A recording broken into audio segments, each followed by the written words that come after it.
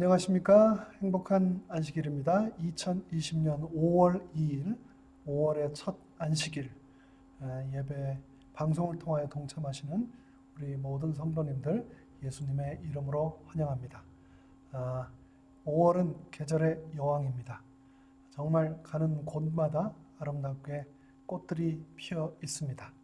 이 아름다운 계절 5월에 다가오는 모든 시간 동안에 우리가 간절히 바라던 또 소망하던 좋은 일들이 많이 일어났으면 좋겠습니다. 우리 성도님들께서 기도해 주셔서 어제 5월 1일 금요일 오후 2시에 로즈힐에서 우리 송필래 집사님의 하관 장례 예배를 무사히 잘 마쳤습니다. 우리 정윤섭 장로님과 함께 송필래 집사님이 우리의 곁을 떠나셨다는 것이 지금도 믿겨지지 않고 저 자리에 지금도 앉아 계실 것 같은데 마음이 너무 아픕니다. 하지만 우리에게는 제 이름의 소망, 제 이름의 재회의 날의 약속이 있지 않습니까? 그날을 위로 삼아 우리가 또 더욱 열심히 살아가야 하겠습니다. 남은 유족들을 위하여 우리 모든 성도님들 한 마음으로 계속해서 기도해 주시면 감사하겠습니다. 오늘은 요한복음 17장 17절을 본문으로 진리로 거룩하게 하옵소서라는 제목의 하나님의 말씀을 선포하며 성령님의 임재를 이 시간 초대하겠습니다. 다 함께 말씀을 시작하기에 앞서 잠시 머리 숙여 기도드리도록 하겠습니다. 하늘에 계신 저희들의 아버지 하나님, 하나님께서 이 땅에 우리를 위하여 보내셨던 독생자 예수님, 그 예수님께서 십자가에 돌아가시기 전 하나님께 드리신 간절한 기도를 통하여서 우리가 진리로 거룩하게 되기를 간절히 원한다라고 하신 그 말씀을 우리가 오늘 살펴보겠습니다. 2000년 전 예수님께서 드리셨던 그 간절한 기도가 오늘 이 선포되는 말씀을 통하여 우리의 삶에 실현되기를 간절히 원하오니 성령님 함께하여 주시옵소서. 예수님의 이름으로 간절히 기도드리옵나이다. 아멘. 여러분은 이 세상을 살아가시면서 무엇을 바라며 살아가고 계십니까? 여러분의 바람은 무엇입니까? 빨리 코로나 바이러스 문제가 해결되어서 일상으로 돌아가는 것 여러분 바라고 계십니까? 예, 그러시리라 생각합니다. 저도 그렇습니다. 저와 여러분뿐만 아니라 모든 사람들의 간절한 바람이라고 생각을 합니다. 그런데 그것이 우리의 바람, 지금 이 순간의 바람이기는 하지만 우리 인생의 최종적인 바람은 아닙니다. 그보다 더 큰, 더 먼 그런 바람이 있죠. 단순한 일상으로의 회복뿐 아니라 인생에 있어서 궁극적인 우리의 바람은 무엇인가? 건강, 이 생에서의 건강 중요하죠. 우리의 바람입니다. 또 이 세상에서의 우리의 삶을 풍족하게 해주는 경제적인 부, 바람이 될 수 있습니다. 명예나 인기도 바람이 될 수 있죠. 그러나 이 세상이 아닌 저 영원한 천국을 사모하며 살아가는 우리에게 그리스도인들에게 가장 궁극적인 바람은 바로 진리를 깨닫고 거룩하게 되는 것, 거룩하게 된 삶을 살아가는 것, 그것이 우리의 바람이어야 되지 않을까요? 그래서 오늘 우리가 가장 사모하는 두 단어를 꼽으라고 하면 바로 진리 그리고 거룩을 꼽을 수 있을 텐데 요한복음 17장 17절 오늘 본문의 말씀은 그 두 단어를 다 포함하여 예수님께서 드리신 기도를 통하여 선포되고 있습니다. 진리로 거룩하게 하옵소서. 그 말씀을 하신 요한복음 17장, 이 17장을 성경학자들은 성경 속의 지성소라고 부르는데요.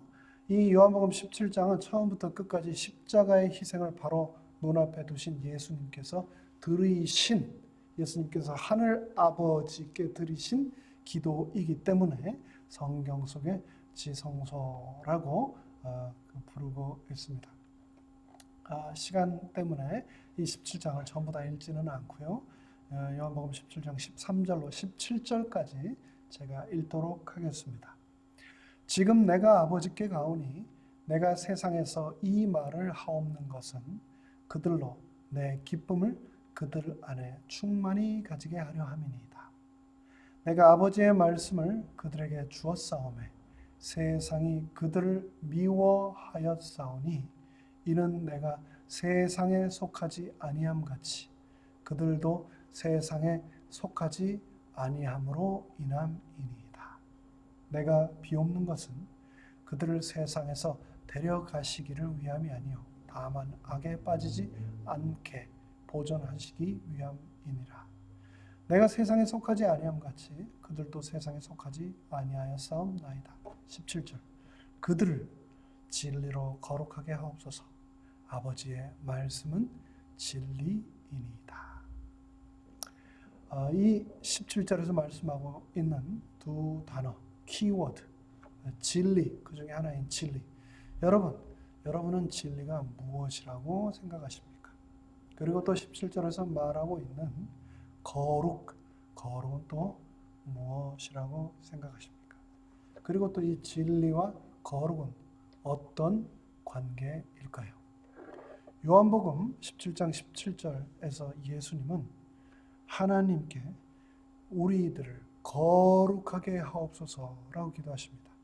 그러면서 우리가 어떻게 거룩하게 될 수 있는가를 17절을 통해서 이미 우리에게 말씀하고 계십니다. 바로 그들을 진리로 거룩하게 하옵소서. 아버지의 말씀은 진리이니이다. 즉 아버지의 말씀이 바로 진리이고 그 진리이신 아버지의 말씀이 우리를 거룩하게 만든다라고 말씀하고 계시는데요. 이어지는 21절에서 이렇게 말씀하고 계시죠. 아버지여, 아버지께서 내 안에 내가 아버지 안에 있는 것 같이 그들도 다 하나가 되어 우리 안에 있게 하사 세상으로 아버지께서 나를 보내신 것을 믿게 하옵소서라고 예수님께서는 기도하고 계십니다. 나와 아버지가 하나 된 것을 세상에 다 알도록 하소서라고 기도드리고 있는 거죠. 자, 요한복음 17장을 통해서 우리가 진리에 관해서 살펴보았지만 성경 전체적으로도 한번 살펴보도록 하겠습니다. 이 성경에서는 처음부터 끝까지 전체적으로 총 진리라고 하는 이 단어를 132번 언급하고 있습니다. 그런데 그 중에서도 이 요한복음은 가장 많이 진리에 관하여서 언급하고 있는 책 중에 하나인데 요한복음 1장이 시작되면서 14절에 이렇게 말씀하고 있습니다. 말씀이 육신이 되어 우리 가운데 거하심에 우리가 그의 영광을 보니 아버지의 독생자의 영광이요 은혜와 진리가 충만하더라. 육신이 되어서 이 땅에 임하신 예수 그리스도 그 독생자 가운데 은혜와 진리가 충만하셨다라고 14절은 기록하고 있습니다. 그리고 또 요한복음 4장 23절에서는 다음과 같이 말씀하고 있습니다. 아버지께 참되게 예배하는 자들은 신령과 진리로 예배할 때가 오나니 곧 이때라. 아버지께서는 자기에게 이렇게 예배하는 자들, 즉 이렇게는 신령과 진리로 예배하는 자들을 찾으시느니라 라고 말씀하고 있습니다. 하나님 아버지께서는 우리가 예배를 드리되 그냥 예배가 아니라 진리로 예배를 드리는 그러한 예배자를 찾고 계신다라고 말씀하고 계신 거죠. 또 요한복음 8장 32절에서는 우리가 잘 아는 너무나 유명한 말씀을 하고 계십니다. 진리에 관한 가장 유명한 말씀. 진리를 알지니 진리가 너희를 자유롭게 하리라. 이 세상 많은 사람들이 얼마나 그토록 간절히 자유를 목말라 하면서 갈급하면서 살아갑니까? 경제적으로 자유롭고 관계적으로 자유롭고 또 이 세상 삶에서 우리가 얼마나 자유롭기를 간절히 갈구하면서 그를 위해서 힘들게 살아갑니까? 그런데 요한복음 8장 32절은 뭐라고 말씀하고 있냐면은 그 자유에 관하여 진리가 바로 나를 자유롭게 해줄 수 있다라고 말씀하고 있습니다. 이 요한복음 외에도 신약 성경에서 또 디모데전서 2장 4절에서는 다음과 같이 말씀합니다. 하나님은 모든 사람이 구원을 받으며 진리를 아는 데에 이르기를 원하시느니라. 하나님은 우리가 구원받기를 원하십니다. 근데 그 구원을 받는 것으로 끝나는 것이 아니고 구원을 받아서 하나님께서 주시는 그 진리에 우리가 계속해서 나아가서 이르기까지를 원하고 계신다라고 말씀하십니다. 그리고 요한 3서 1장 4절은 내가 내 자녀들이 진리 안에서 행한다 함을 듣는 것보다 더 기쁜 일이 없도다 라고 말씀하고 있습니다. 우리가 우리의 자녀들에 대하여 들을 때 좋은 이야기, 좋은 소식만을 듣기를 원하지 않습니까?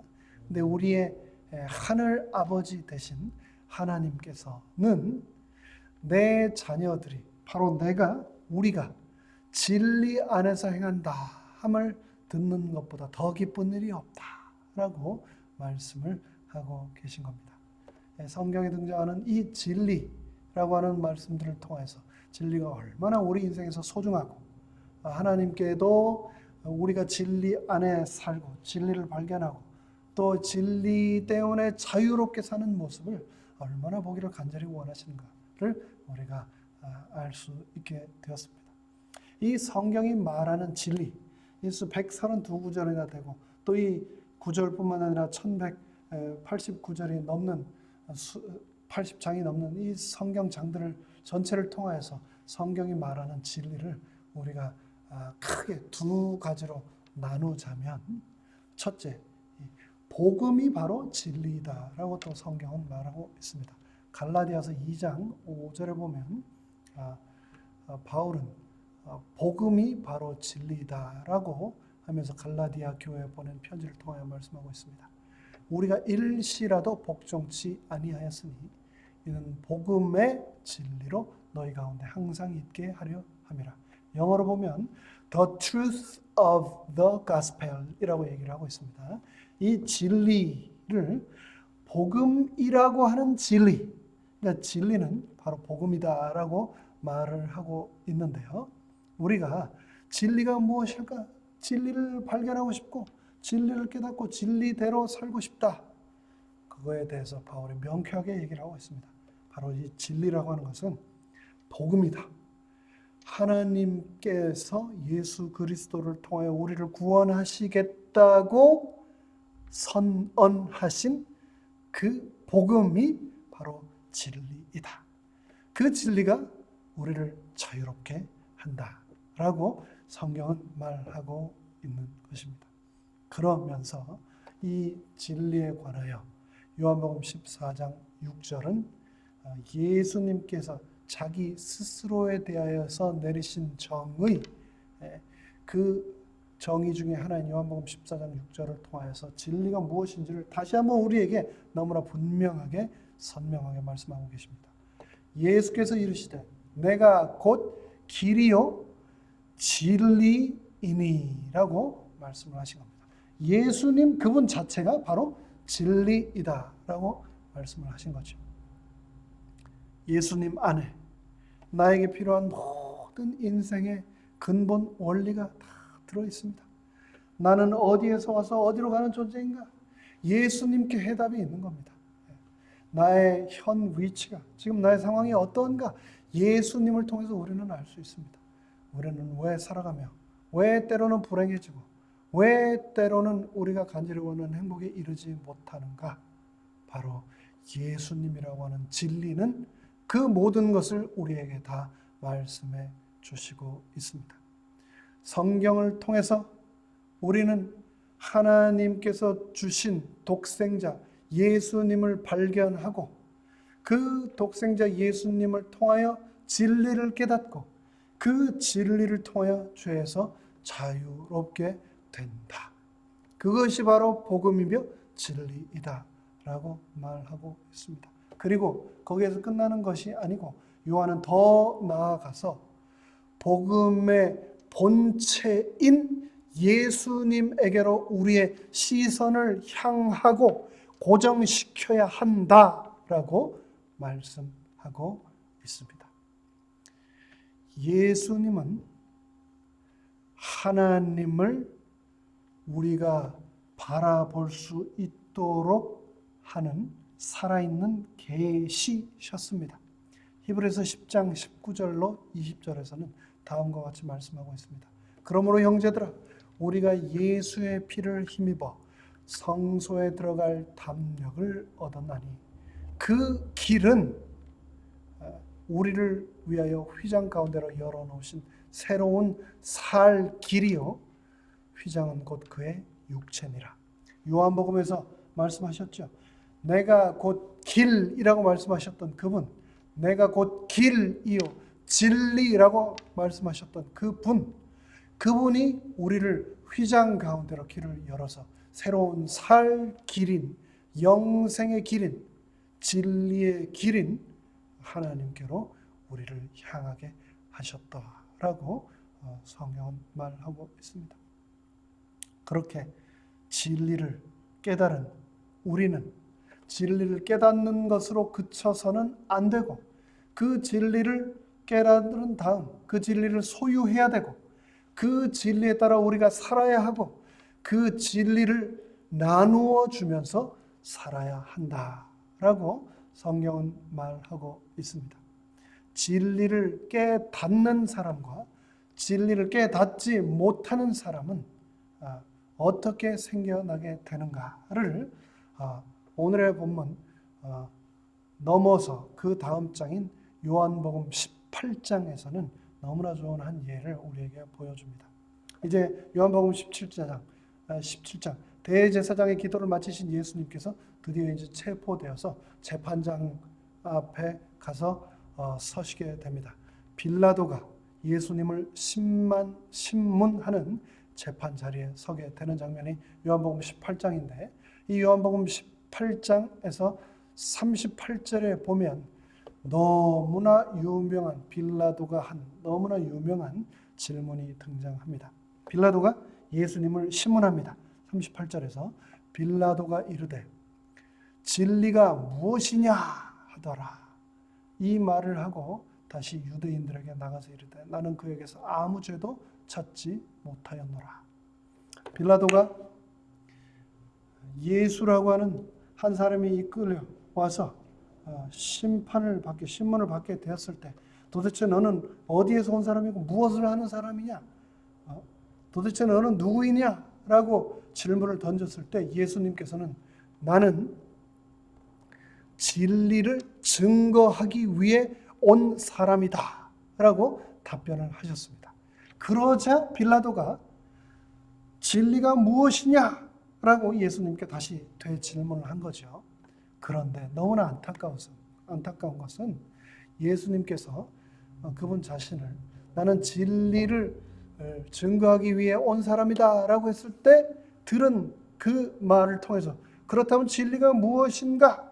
라고 하는 질문까지는 가게 되었지만 빌라도가 그 질문에 대한 답을 예수님으로부터 듣지 않고 그 질문을 하고 나서 바로 유대인들에게 나가서 나는 이 예수에게서 아무 죄도 찾지 못하겠노라 하면서 그의 손을 씻고 그 자리를 예수님 앞을 떠나 버렸다는데 그에게는 큰 비극이 있었던 겁니다. 그런데 빌라도와 같이 많은 사람들이 그의 실수를 오늘날 자신의 삶에서 반복한 채 살아가는 경우가 얼마나 많은지 모릅니다. 많은 사람들이 진리가 무엇인지 호기심을 갖고 궁금해하고 빌라도처럼 묻기까지도 합니다. 그런데 문제는 그렇게 마음속에 든 생각, 그 질문을 물었으면 끝까지 심각하게 진리를 추구하고 그 진리를 깨닫기 위해 인내심을 갖고 노력을 해야 되는데 마음속에 질문만 갖고 그냥 그 자리를 또 떠나서 바쁜 삶의 일상으로 돌아가 버린다는데 큰 비극이 있는 것입니다. 우리가 대학에 들어가서 한 가지 전공을 깊이 연구하여 그 전공에 관한 학위를 받기 위해서는 최소 4년을 공부해야 합니다. 그런데 그거 가지고 요즘 많이 부족하죠. 또 3년을 더해서 석사 학위를 받으려면 총 7년이라고 하는 시간을 우리가 걸려야 그 학위증을 받습니다. 근데 그것 가지고도 또 많이 부족합니다. 짧게는 2년, 길게는 5년에서 10년 박사 학위를 받기 위해서 그 오랜 시간을 들여서 한 분야에 공부를 해야 우리는 그 분야에 관하여 깨달음을 얻었다라고 얘기를 합니다. 그런데 세상 공부도 하물며 그럴진데 우리가 이 세상에서 깨달아야 할 모든 내용 중에 가장 소중하고 가장 의미 있고 가장 궁극적으로 우리가 얻어야 될 그 마지막 한 가지 진리를 깨닫기 위해서 과연 우리는 얼마만큼의 시간과 정성과 노력을 바치고 있는가. 그렇게 많이 써먹지도 못하는 대학 졸업장 하나를 위해서도 4년이라고 하는 시간과 엄청난 재정을 투자하는데 이 진리를 깨닫기 위해서 우리는 과연 얼마만큼의 시간과 정성을 들이고 있는가. 스스로 질문을 던져보고 또 생각해 보아야 하겠습니다. 그런데 이 기독교의 진리, 성경에서 말하는 진리는 우리가 그렇게 시간과 노력을 들인다고 그것만으로 무조건 깨달아지는 것이 아닙니다. 그것이 전부가 아닙니다. 이 성경에 말하는 진리를 깨닫기 위해서 가장 중요한 것은 우리의 시간, 우리의 노력, 우리의 재물을 넘어선 가장 중요한 것이 필요한데 그것은 바로 믿음이라고 하는 것이 필요하다는 겁니다. 믿음이 있어야만 진리를 깨달을 수 있는 거죠. 믿음이 없이 아무리 오랜 세월을 기독교의 진리를 추구한다 할지라도 믿음이 없다면 결코 진리를 깨달을 수 없습니다.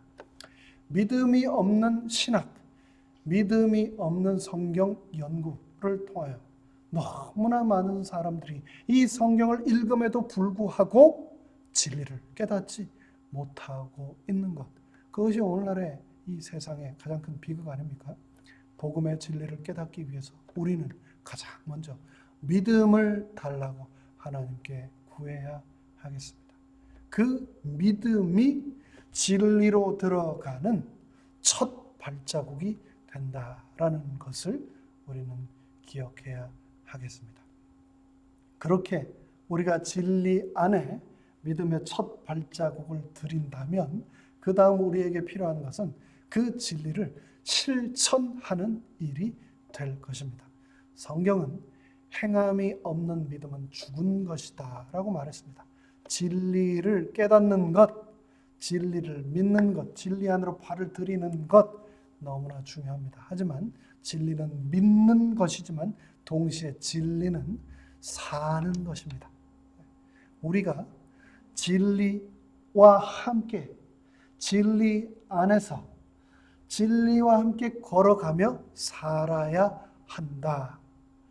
깨닫는 것으로 끝나서는 안 된다라고 얘기를 하고 있습니다. 그렇게 깨달은 진리, 또 함께 살아야 하는 진리는 그것으로 또 끝나서도 안 되고 더 나아가 진리는 나누어 주어야 하고 비로소 나눔이 실현될 때 그 진리는 살아서 움직이고 나의 삶 가운데 의미를 발견할 수 있도록 해준다라고 성경은 말하고 있습니다. 진리를 따라 산다는 것, 그것은 삶의 표준을 진리의 말씀, 즉 성경 위에 두면서 살아가는 것을 말합니다. 지금 이 세상의 문제점은 무엇입니까? 그것은 가치관이 무너졌다는 데 있습니다. 세상의 모든 표준이 무너져 내려버린 겁니다. 과연 어디에 우리의 삶의 표준, 인생의 목표를 두고 살아야 하는가? 모든 표준을 진리인 말씀과 진리인 예수님께 두어야 하겠습니다. 진리를 따라 산다는 것은 우리가 영적으로 산다는 것을 말합니다. 우리가 참 기쁨을 성경 안에서 예수님을 섬기면서 살아가는 삶 가운데서 살아갈 때에 우리가 영적으로 그렇게 살아갈 때에 우리의 표준과 우리의 가치가 세상의 기준을 넘어 하나님께서 원하시는 그 수준에 도달하게 될 것입니다. 진리를 따라 산다는 것은 예수님이 재림하실 때까지 이 땅에서 빛과 소금으로 사는 것을 말합니다. 빛은 우리의 눈을 떠서 세상에 있는 것들을 보게 해줍니다. 빛이 있어야 우리는 우리 자신의 더러움을 발견하게 됩니다. 더러움을 발견해야 씻어야 되겠구나, 목욕을 해야 되겠구나, 닦아야 하겠구나 라는 마음을 갖고 우리가 깨끗하게 되죠. 그런데 이 빛은 우리의 더러운 것만 드러나게 하는 것이 아니라 우리의 아름다운 것, 우리 삶의 깨끗한 것도 드러나게 해줍니다. 빛은 아름다움도 드러내고 또 거룩함을 드러내고 또 무엇보다도 하나님의 영광을 드러내주게 합니다. 내 삶을 통하여 빛이 이루어질 때, 빛이 임하게 될 때 나의 빛을 실현하는 삶을 통하여 하나님께서 영광 받게 되신다라는 겁니다. 빛은 생명을 줍니다. 빛 없이 살 수 있는 생명체는 그 어디에도 없습니다. 우리가 육적으로 살기 위해서 이 땅에 태양빛이 필요한 것처럼 우리가 영적으로 살기 위해서는, 우리가 진리 가운데 살기 위해서는 빛을 보아야 하고 빛 속에 살아야 합니다. 그래서 성경은 하나님이 바로 빛이시고 하나님께서 보내신 독생자 예수 그리스도가 빛이시라고 말씀하고 있습니다. 그 빛은 우리의 인생의 방향을 분명하게 볼 수 있도록 해줍니다. 어디로 갈 것인가, 무엇을 하며 살 것인가 보다 더 중요한 질문, 어디로 갈 것인가, 어디를 향해 갈 것인가에 대한 그 디렉션을 분명하게 보도록 해주는 것, 그것도 바로 빛입니다. 그 빛과 같이 이 땅에서 우리는 예수님의 명령을 받들어 이 세상의 어두운 가운데 덮여 있는 이 세상 가운데 빛의 역할을 해야 우리가 진리 가운데 거한 자라는 것을 이 세상이 알게 될 것입니다. 또 우리는 이 세상을 살아가면서 소금과 같은 삶을 살아야 진리 간에 거하는 삶을 온전히 살게 된다라고 성경은 말하고 있습니다. 지금은 소금이 흔해서 언제든지 우리가 그로서리 마켓에 가면 살 수가 있지만, 또 굉장히 많은 종류의 소금이 있지만 옛날에는 이 소금이 굉장히 귀했습니다.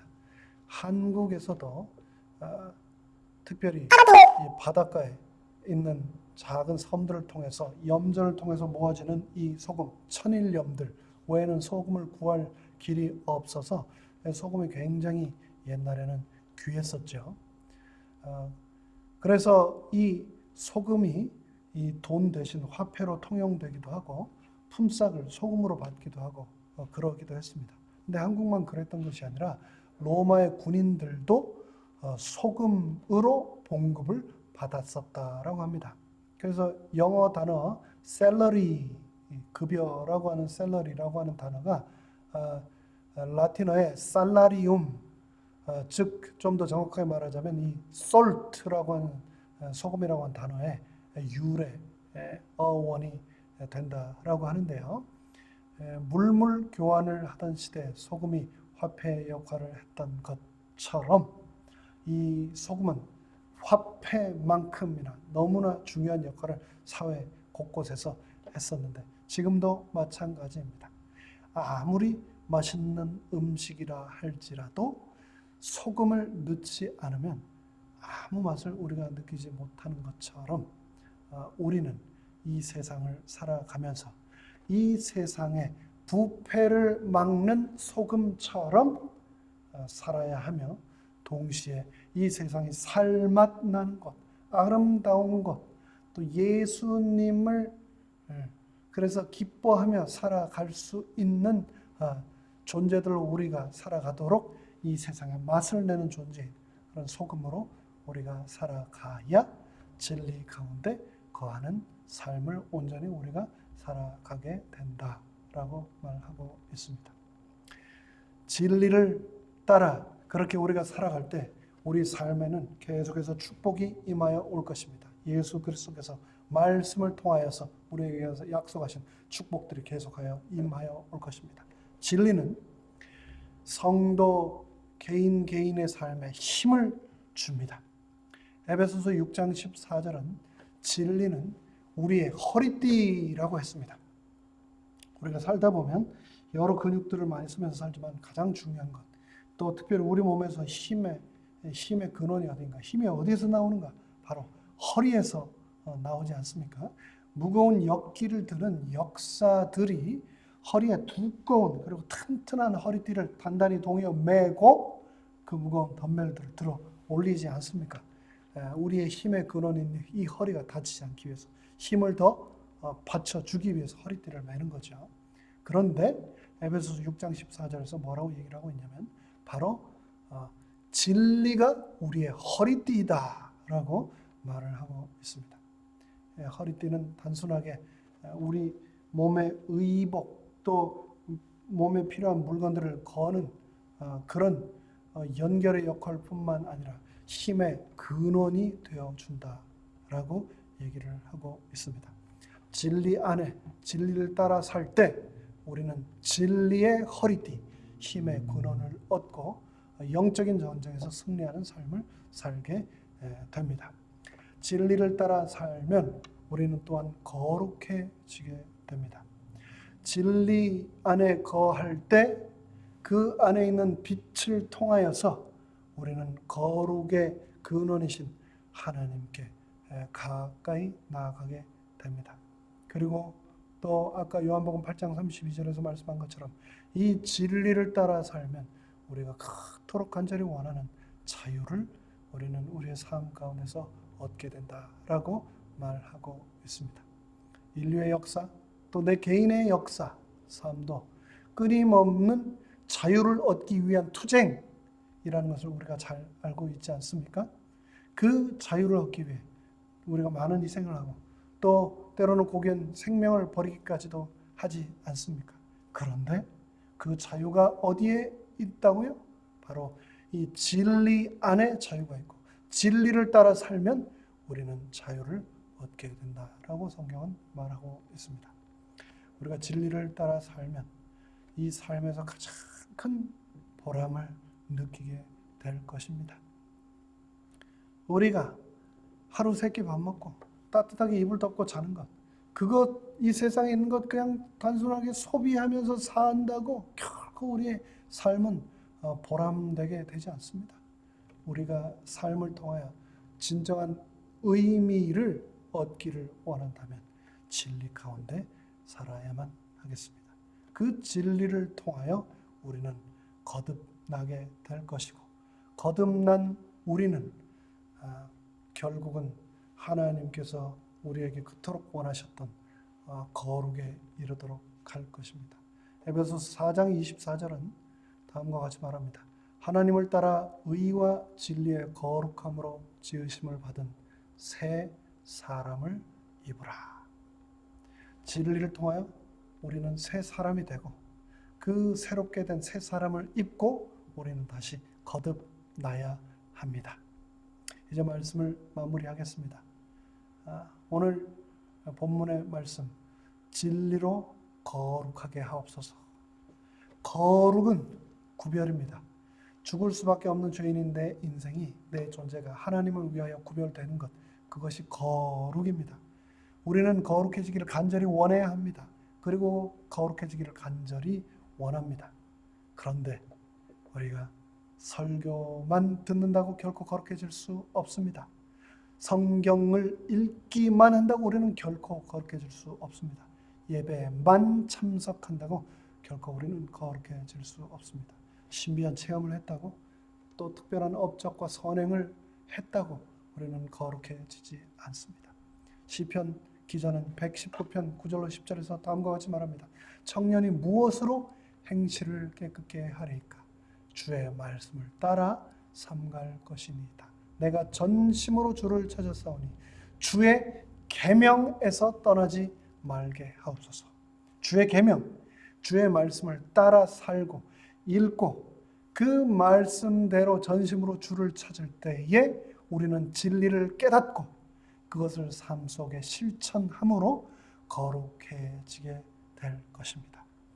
요한복음 17장 17절의 말씀을 마지막으로 다시 한번 읽겠습니다. 그들을 진리로 거룩하게 하옵소서. 아버지의 말씀은 진리이다.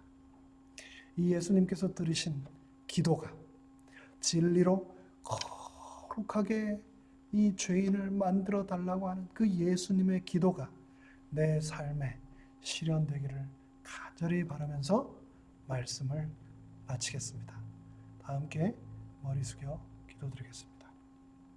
하늘에 계신 저희들의 아버지 하나님, 2000년 전 예수님을 이 땅에 보내주시고 그 예수님께서 십자가에 돌아가시기 직전 그 동산에서 간절히 마지막 유언처럼 바로 죄인인 죽을 수밖에 없는 나를 위하여 하나님 아버지께 드리셨던 기도, 진리로 거룩하게 하여 달라고 그렇게 하셨던 그 기도가 내 삶에 이루어지도록, 그 예수님의 기도가 내 삶에 응답되도록 열심히 살아가는 그런 믿음의 사람 되도록 우리를 축복하여 주시옵소서. 우리의 생명의 근원 되시며 우리의 길이 되시며 우리의 진리가 되시는 예수님의 이름으로 간절히 기도드리옵나이다. 아멘.